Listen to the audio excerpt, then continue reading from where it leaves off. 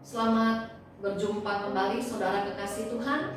Pada hari ini saya mengajak kita bersama kembali untuk merenungkan firman Tuhan. Dan kita memulainya dengan kita berbicara tentang cara mengupas buah. Jadi dari pengalaman kehidupan kita masing-masing, kita tahu ya bahwa setiap buah itu ada caranya tersendiri untuk bisa mengupasnya. Dan kadang-kadang dalam kehidupan ini kita menjumpai buah-buah yang agak sulit untuk kita kupas. Contohnya buat saya secara pribadi adalah sangat sulit buat membuka nanas atau mungkin jeruk bali, apalagi membuka buah kelapa. Perlu cara tertentu untuk dapat mengupas nanas, jeruk bali, ataupun kelapa. Nah, sebelum kita dapat menikmati buahnya, intinya memang kita harus terlebih dahulu mengupas buah tersebut.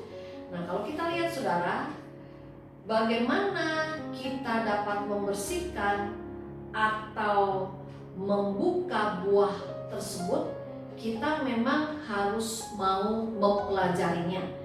Pun di dalam membaca Alkitab, banyak orang yang mengatakan bahwa membaca Alkitab itu hal yang sulit karena membosankan, kadang susah untuk dimengerti. Baca Alkitab itu konon ada yang mengatakan bahwa membaca Alkitab itu bukanlah hal yang menyenangkan karena cerita-ceritanya tidak menarik. Bahkan sampai ada orang yang mengatakan kalau lagi susah tidur, mau jadi mudah tidur, baca saja Alkitab. Karena Alkitab itu bisa, ketika kita membaca Alkitab, itu bisa membuat kita jadi ngantuk. Ada juga yang bilang, percuma baca Alkitab sendiri, kita nggak akan ngerti apa-apa. Lebih baik dengar saja khotbah atau baca saja renungan yang disampaikan beres. Saudara, benarkah demikian? Bahwa membaca Alkitab itu adalah hal yang sangat sulit, bahwa membaca Alkitab itu tidak ada gunanya, membosankan, membuat kita mengantuk. Apa memang benar demikian? Nanti jikalau saudara berkesempatan, tolonglah memperhatikan apa yang tertulis dalam kitab Mazmur 119 yang secara keseluruhan Mazmur ini kita tahu terdiri dari 175 ayat. Kalau kita lihat secara keseluruhan isi dari kitab Mazmur pasal 119, maka kita bisa mengetahui bahwa Mazmur 119 itu diberi judul perikop, bahagianya orang yang hidup menurut Taurat Tuhan. Saudara, pada saat ini kita bisa melihat sebentar betapa Mazmur 119 menyaksikan akan kerinduan yang besar dan manfaat yang dirasakan oleh sang pemazmur melalui perenungan, melalui pembacaan firman Tuhan yang dilakukannya. Melalui Mazmur 119 kita bisa melihat bahwa sang pemazmur merasakan betapa besar manfaatnya dan faedahnya ketika ia mau membaca dan merenungkan firman Tuhan. Seperti yang kita lihat dalam Mazmur 119 ayat 97 sampai dengan 104 yang demikian bunyinya. Betapa ku cintai Tauratmu, aku merenungkannya sepanjang hari. Perintahmu membuat aku lebih bijaksana dari musuh-musuhku, sebab selama-lamanya itu ada padaku. Aku lebih berakal budi dari semua pengajarku, sebab peringatan-peringatanmu kurenungkan. Aku lebih mengerti daripada orang tua, sebab aku memegang titah-titahmu. Terhadap segala jalan kejahatan, aku menahan kakiku, supaya aku berpegang pada firman-Mu. Aku tidak menyimpang dari hukum-hukum-Mu, sebab Engkaulah yang mengajar aku.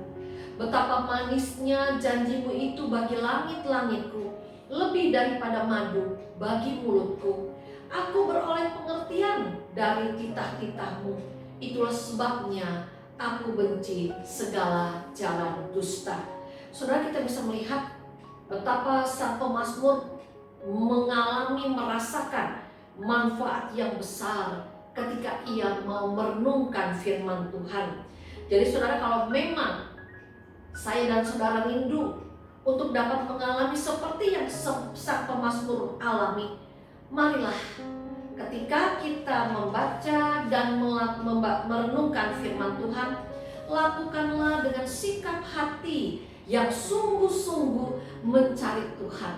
Lakukanlah dengan sikap hati yang rindu untuk dapat mengerti dan memahami firman-Nya.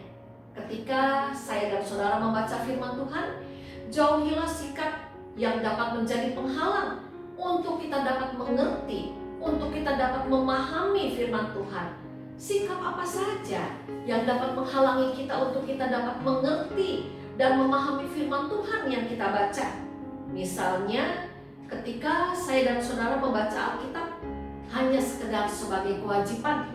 Ketika kita membaca Alkitab tapi sambil memikirkan hal-hal yang lain. Ketika kita membaca Alkitab dengan hati yang kesal. Ketika kita membaca Alkitab tetapi suasana hati sedang marah. Ketika kita sedang membaca Alkitab tetapi asal membacanya. Saudara, sebelum kita membaca Alkitab, mari kita tenangkan hati dan pikiran kita. Sebelum kita membaca Alkitab, mari kita berdoa, minta pimpinan daripada Roh Kudus. Marilah kita membaca dan merenungkan firman Tuhan yang kita baca dengan sikap hati yang sungguh mencari Tuhan. Marilah kita, ketika kita membaca firman Tuhan, marilah kita membaca dengan tekad untuk mau memahami dan melakukan firman Tuhan yang kita baca. Saudaraku, semogalah kegemaran untuk membaca firman Tuhan dan kegemaran untuk merenungkannya siang dan malam bukan hanya menjadi kegemaran dari sang pemazmur, tetapi semogalah kerinduan untuk membaca dan merenungkan firman Tuhan siang dan malam menjadi kerinduan setiap kita sebagai anak-anaknya. Ingatlah senantiasa di sepanjang kehidupan kita apa yang firman Tuhan katakan, bahwa hidup kita sebagai anak-anaknya bukan hanya dari roti saja, tetapi sebagai anak-anak Allah sudah seharusnya lah hidup saudara dan saya juga berdasarkan firman Tuhan. Marilah saudara, kita menjadikan firman Tuhan sebagai pelita dan terang bagi kehidupan kita. Marilah kita menjadikan firman Tuhan sebagai penuntun dalam kehidupan kita. Yakin dan percaya bahwa manfaat besar ketika saudara dan saya mau merenungkan firman Tuhan dengan sungguh, itu akan kita alami. Selamat terus untuk belajar mencintai firman Tuhan. Selamat untuk kita terus belajar, untuk kita mau hidup seturut dengan firman-Nya. Biarlah Tuhan, firman yang hidup, firman yang menghidupkan, yang akan senantiasa menolong dan memampukan kita semua. Amin. Kita berdoa. Ya Bapa di surga, ada manfaat besar yang dirasakan oleh sang pemazmur ketika ia mau sungguh membaca dan merenungkan firman-Mu.